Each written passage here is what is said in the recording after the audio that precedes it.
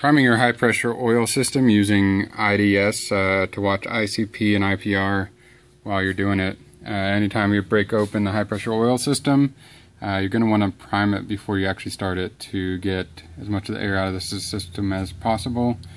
Same goes for your fuel. You want to prime your fuel system. You can do that with IDS. If you don't have IDS, you're going to want to cycle the key on and off quite a few times. But in order to monitor with the computer while you're cranking, you need to pull out your FICM relay. That's this first gray relay here. You can see mine's kind of cracked and burnt.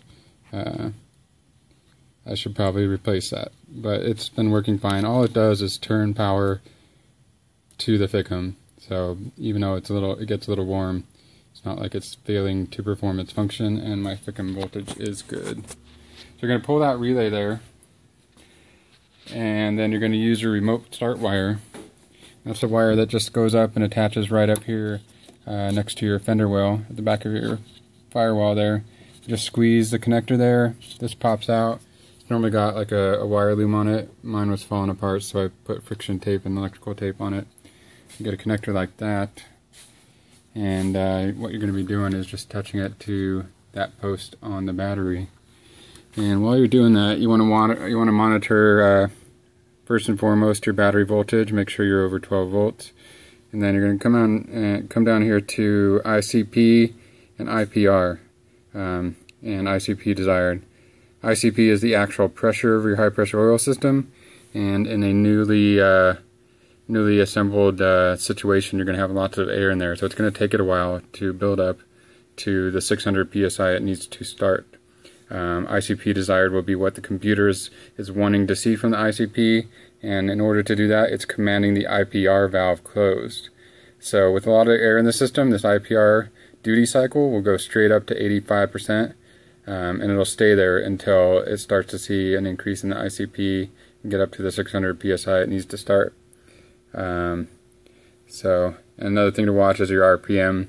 If you don't have 110, 120 RPMs, your engine is not going to start. It's just not turning fast enough.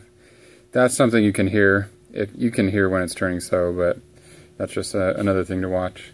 So go ahead and watch that while I touch the post here. And what we're looking for is anything over 600 psi on the ICP there.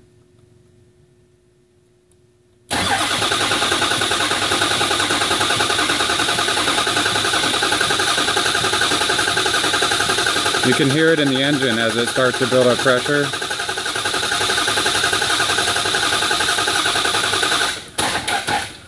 Alright, so you see as soon as all the oil got out of the system, it jumped up there fast.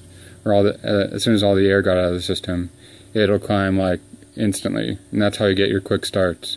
Normally it takes like less than a second for it to build up 600 psi.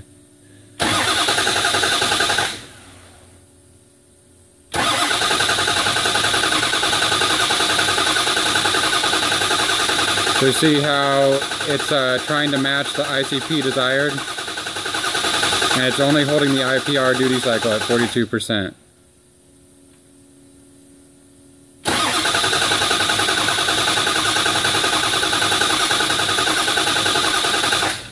So that's a fully primed high pressure oil system right there.